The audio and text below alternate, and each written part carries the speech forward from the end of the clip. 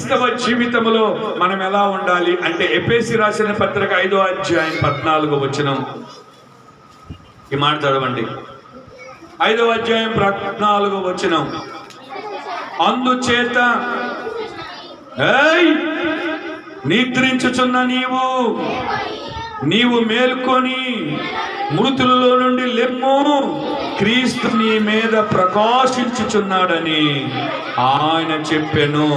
క్రైస్తవ జీవితంలో నువ్వు ఎలా ఉండాలంటే ప్రకాశించాలి, నిద్రపోకూడదు. నిద్రపోయేవంటే అక్కడ ఏమని రాయబడిందంటే, నిద్రపోయే వాళ్ళని ఏమని రాయబడిందమ్మా? మృతులలో నుండి లెమ్ము. నిద్రపోతున్నావా సంఘంలో? ఎవరు అంటే నువ్వు? నేను చెప్పట్లేదమ్మా, నేను తప్పు చెప్పట్లా, బైబిల్లో ఉంది. 14 చదవండి మీరు.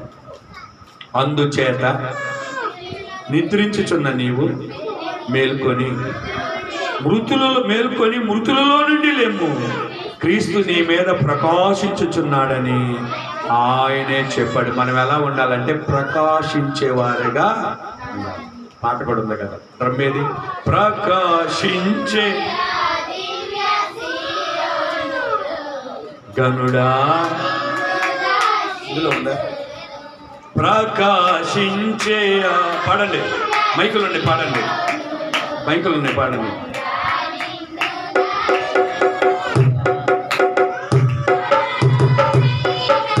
పాడండి అందరూ.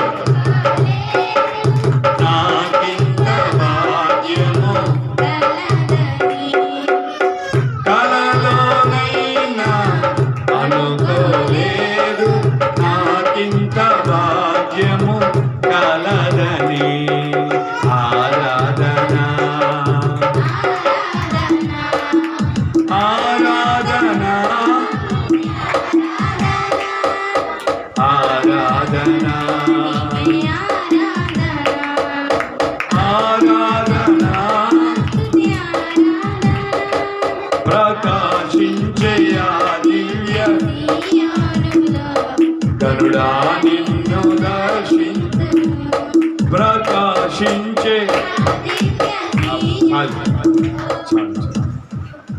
సంఘములో క్రైస్తవ జీవితంలో మనం ఎలా ఉండాలంట? మొట్టమొదటి మాట, ప్రకాశించే వారముగా మన ముందుముగాక. ఎలా ఉండాలి? గుర్తుపెట్టుకోండి. మందిరానికి వచ్చామంటే 2 ముక్కలైనా నేర్చుకోవాలి. స్కూల్కి వెళ్ళామంటే 2 ముక్కలైనా నేర్చుకోవాలి. పనికి వెళ్ళామంటే అక్కడ పని చేస్తేనే కూలిచ్చేది. అర్థమైందా? 2 ముక్కలైనా.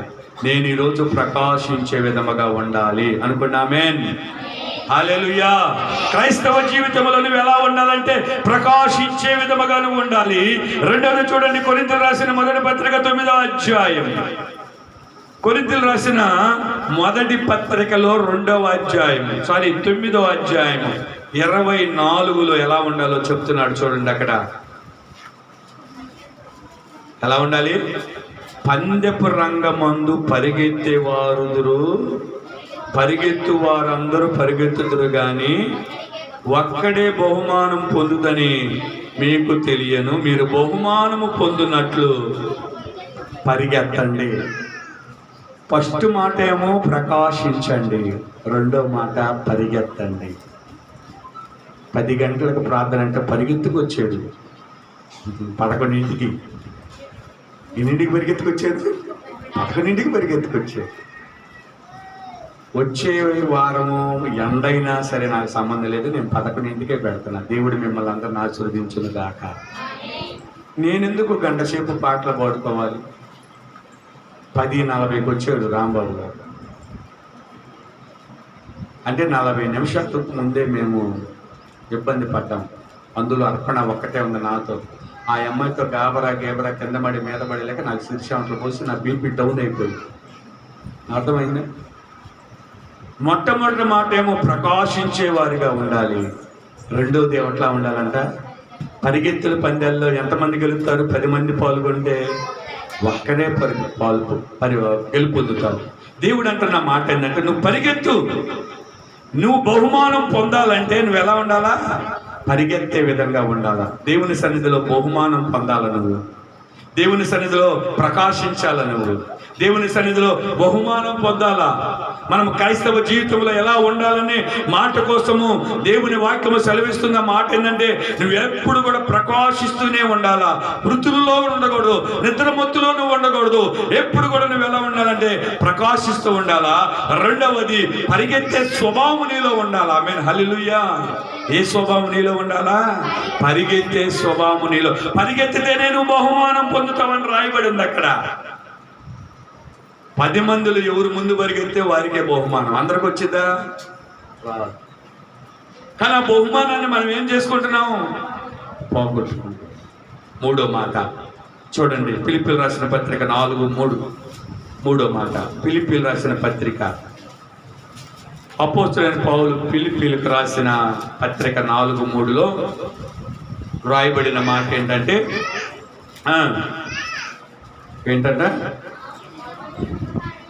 అవును నిజమైన సహకారి ఆ స్త్రీలు క్లెమెంతుతో,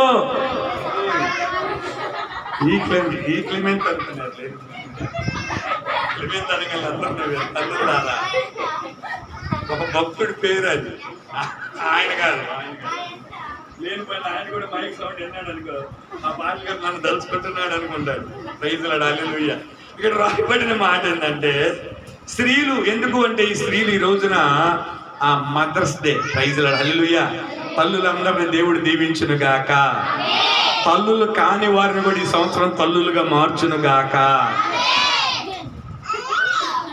ఏంది వాళ్ళిద్దరూ ప్రశాంతి రాదు నువ్వు అనుకుంటున్నారు. ఏం తల్లులారు మీరు? తల్లి కావాలని తొందరపడతారేంది? ఫస్ట్ చదువుకోండి మీరు. తల్లి అనగా నువ్వు అనుకుంటున్నారు వాళ్ళిద్దరు. అది కాదు. చూడు అక్కడ 3వ వచనం ఏంటంటే, నిజమైన సహకారి స్త్రీలు, ఆ పేరు వదిలే చదవండి. నా ఇతరుల సహకారులతోనూ సువార్త పనిలో నాతో కూడా ప్రయాసపడిన వారు గనుక వారికి సహాయము చేయమని నిన్ను వేడుకొనుచున్నాను. ఆ సహకారుల పేర్లు జీవ గ్రంథంలో. అమ్మాయి, సహకారిగా నిలబడ్డావా? నీ పేరు ఎలా రాయబడి ఉంటుంది? నువ్వు సహకారిగా నిలబడాలి సంఘములో. అక్కడ కూడా సహకారిగా నిలబడి ఉన్న వారి స్త్రీలే. నువ్వు సహకారిగా నిలబడ్డావా? కూర్చోండి. సహకారిగా నిలబడాలనుకుంటున్నావా? సహకారిగా లేకపోతే నీ పేరు ఎక్కడ ఉండదు? ఉంటుందా? ఉండదా?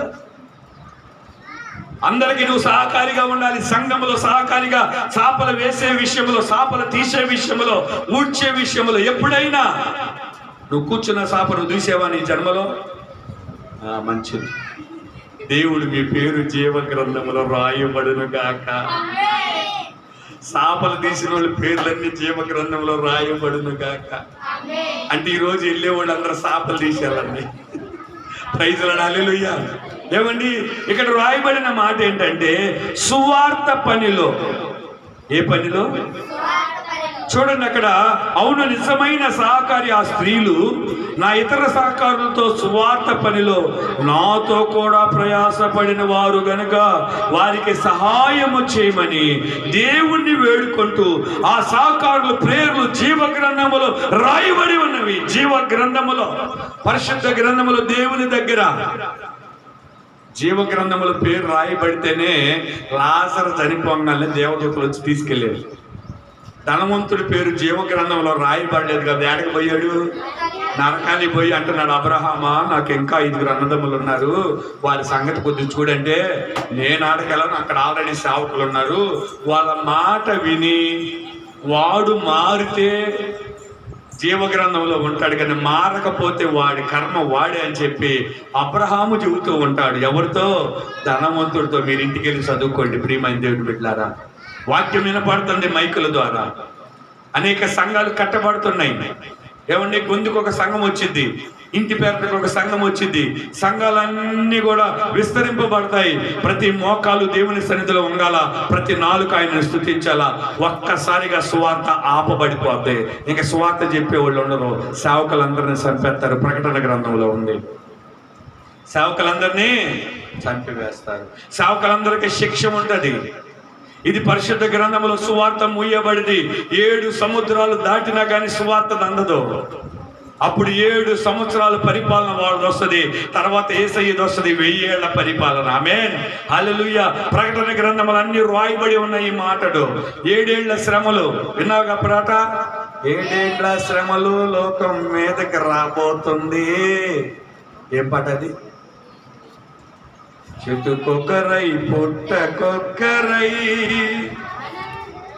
దాంట్లో లేదా 7 ఏళ్ల శ్రమ లోకం మీదకి రాబోతుంది. 7 ఏళ్ళు శ్రమలు వస్తాయి, సువార్త ముయ్యబడింది. అర్థమవుతుందా? సేవకులందరూ అందరూ పేకలు కోసేస్తారు. మాకు తెలుసు మా పేకలు కోస్తారని. నిజం, నేను చెప్పేది నిజం. పేకలు కోస్తారు. ఆ మాటకు చూడండి ప్రియమైన దేవుని బిడ్డలారా, లూకా సువార్త 6:22 చదవండి, మీకు అర్థమైంది. పేకలు కోసే విషయానికి వెళ్ళా. లూకా సువార్త 6:22. లూకా సువార్త మా పేకలు కోసే సంగతి అక్కడ రాయబడి చూడండి. 6:22. మనుష్య కుమారుని నిమిత్తము మిమ్ములను దేశించి హింసించి మీ పేరు చెడ్డదని కొట్టివేయబడినప్పుడు, ఆల్రెడీ కొట్టివేయబడింది. ఇప్పుడే అంటున్నారు ఆ పాస్టర్ మంచోడు కాదు. అదే 22లో ఉంది లూకా సువార్తలో. ఏమండి 6:22లో రాయబడిన మాట అదే. ఆయన అసలు చెడ్డోడండు, మంచోడు కాదు. చూడండి, మనిషి కుమారుడిని నేను ఎందుకు చెడ్డోడిని అయ్యాను ఇక్కడ? ఏమండి కిషోర్ గారు, నేను ఎందుకు చెడ్డోడిని అయ్యాను? ఈడకొచ్చి పాస్టర్ అవును బట్టేగా, లేకపోతే నీ మొఖం నాకు తెలియదు, నా మొఖం నీకు తెలియదు. నేను ఈడకొచ్చి పాస్టర్ అయ్యాను కాబట్టి ఆ పాస్టర్ మంచోడు కాదు, మరి చెడ్డోడు, ఆయన దగ్గరికి పోకూడదు, మీరు బాబాకండి. ఆ మందిరానికి వెళ్ళే వాళ్ళు ఎవరు పరలోక లోకం వెళ్ళరు, మా మందిరానికి వచ్చేవాళ్ళే పరలోక లోకం వెళ్తారు.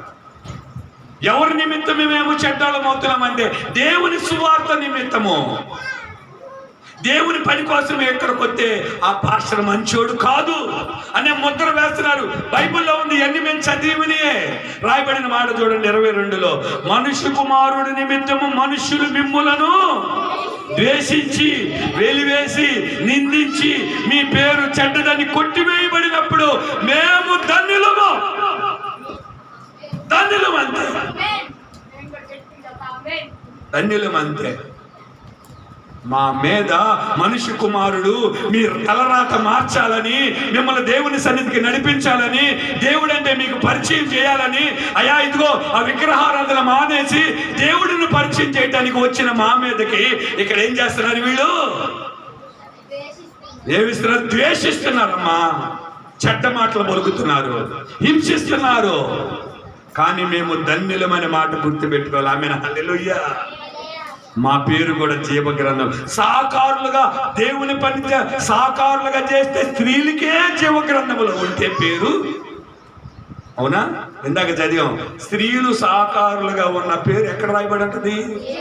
అరే సాకారుగా చేసే పని జీవగ్రంథంలో ఉంటే హింసించబడి దేశించబడి చెడ్డ మాటలు పలుకుచు అనేక ఇబ్బందులు పడుతున్న మేము ధన్యులము. నేను సంతోషిస్తున్నాను దీని యందు. ఆమేన్. సువార్త యందు సంతోషిస్తున్నాను. ఇంకో మాట కూడా చెబుతాను చూడండి ప్రియమైన, నేను అపోస్తుల కార్యం 5:40 వచ్చినాం. చూడండి ప్రియమైన దేవుని బిడ్డలారా, ద్వేషించబడుతున్నాం, మంచోడు కాదంటున్నాం. ఏమండి? ద్వేషించబడుతున్నాం మేము. వాడు మంచోడు కాదు, బాధ గుండెల్లో రగిలిపోతున్నాయి. కానీ మేము ధన్యులమే అంటున్న వాడి స్థితిని ఎరగాల. చూడండి అపోస్తుల కార్యం 5వ అధ్యాయం. అపోస్తుల కార్యం 5వ అధ్యాయం 40 వచనం చదువునానా? 5:40. అపోస్తులు సమ్మతించి అపోస్తులను పిలిచి కొట్టించి యేసు నామమును బట్టి బోధింపకూడదని ఆజ్ఞాపించి వారిని విడుదల చేసిరి. ఆ నామము కొరకు అవమానము పొందుటకు పాత్రులని ఎంచబడినందున వారు సంతోషించురు. మహాసభత ఎదుటి నుండి వెళ్ళిపోయారు. ఏం చేశారంటే అవమానము. ఏంటంట? అవమానపరుస్తున్నారు. అయినా కానీ ఆ దేవుని ఎదుట, సభ ఎదుట మేమంటాం ఆమేన్ హల్లెలూయా. అవమానపరచబడినా, హింసించినా, చెడ్డ మాటలు బలిగినా, ఏం చేసినా కానీ ధన్యులు అని రాయబడింది. ఈ మాటకి నేను ఎందుకు చెబుతున్నానంటే, పరిచర్య చేసిన స్త్రీలు ఎక్కడ ఉంటారంట? వారి పేరు జీవ గ్రంథములో రాయబడి. దేవుని సన్నిధిలో నువ్వు పరిచర్య చేయాలి. ఇది నా పని కాదు, నా సొంత పని కాదు, దేవుని పని. ఆ పని నువ్వు చేస్తే నీ పేరు సేవకుడు మెచ్చుకోకపోయినా, మనుషులు మెచ్చుకోకపోయినా, దేవుడు నిన్ను చూస్తున్నాడు. పాట కూడా ఉంది కదా, చూస్తున్నాడమ్మా, చూస్తున్నాడమ్మా. ఎవడో పాట పాడేది ఇక్కడ, పాడలేదు. ప్రైజ్ లార్డ్ హల్లెలూయా. ఎలా ఉండాలి? 3 మాటలు చెప్పాను. క్రైస్తవ జీవితంలో మనం ఎలా ఉండాలని 3 మాటలు ముగిచ్చేస్తున్నా. 1, ప్రకాశించాలి. 2, పరిగెత్తేవారిగా ఉండాలి. 3, అది ఎందుకు ఉంటుంది జీవగ్రంథంలో? పరిచర్య అది చెప్పాకండి, నేను చెయ్యం పరిచర్య. నీ పేరు జీవగ్రంథంలో ఉంటుంది. 100% హామీ ఇస్తున్నాను, గ్యారెంటీ ఇస్తున్నాను నీకు. ఏమండి, నువ్వు పరిచర్య చేస్తే నీ పేరు ఎక్కడ ఉంటుంది? అది. మొదటి మాట ఏమో ప్రకాశించే వారిగా ఉండాలి, 2వ మాట పరిగెత్తే వారిలాగా ఉండాలి, 3వ మాట ఏంటంటే, ప్రియమైన దేవుని బిడ్డలారా, సహకారులుగా మీరు ఉండాలి. ఎలా ఉండాలి? సహకారులుగా మీరు ఉండాలి. దేవుడు తన పరిశుద్ధ వాక్యాన్ని మనందరి విడుకలో దీవించును గాక. ముందు 3 మాటలు చెప్పాను. సంఘములో మీరు ఎలా ఉండాలి? మొదటి మాట ఏంటి? ఒకే శరీరము కలిగి మనం ఉండాలి. అవయవాలు ఎన్నైనా ఒకే శరీరం. 2వది, నీకు ఇచ్చిన కృపావరణ బట్టి పరిచర్య, పాడబడతావా, ఆరాధన చేస్తావా, ఏదైతే దేవుడు నీకు తలంతు ఇచ్చాడో ఆ తలంతుని బట్టి నువ్వు దేవుని సన్నిధిలో ఎలా ఉండాలి? నువ్వు కృపావరములు కలిగి ఉండాలి. ఆమేన్ హల్లెలూయా. ఒకే శరీరము కలిగి ఉండాలి. ఇచ్చిన దానిని దేవుని సన్నిధిలో వాడబడుతూ ఆ వరమును, కృపావరములు పొందుకునే వారిగా నువ్వు ఉండాలి. 3వది ఎలా ఉండాలంటే, ప్రేమించే వారిగా ఉండాలి. 4వది, పరిశుద్ధుల అవసరతలు తీర్చేవారిగా. నాకు చదివిన కదా, పరిశుద్ధుల అవసరతలను తీర్చేవారిగా ఉండాలి. క్రైస్తవ జీవితంలో 3, ప్రకాశించేవారిగా, పరిగెత్తేవారిగా, సహకారులుగా. సంఘములో మనం ఎలా ఉండాలంటే, 1, ఒకే శరీరం కలిగి ఉండాలి. 2వది, నీకు ఇచ్చిన తలంతుని బట్టి నువ్వు దేవుని సన్నిధిలో పరిచర్య చేయాలి. 3వది, ప్రేమించాలి. అంతేనా? 3వది ప్రేమించాలి. 4వది, పరిశుద్ధుల సావాసములో పాలు పొందుకోవాలి. ఈ పరిశుద్ధ వాక్యాన్ని మనందరి వేడుకలు దీవించి ఆశీర్వదించును గాక. ఆమేన్ హల్లెలూయా. కరెక్ట్గా 45 నిమిషాలు వాక్యం చెప్పాను. దేవుడు మిమ్మల్ని అందరం దీవించును గాక. ప్రార్థన చేసుకున్నాం. అందరం కూడా మోకరిద్దాం. చిన్న ప్రార్థన చేస్తాం. తర్వాత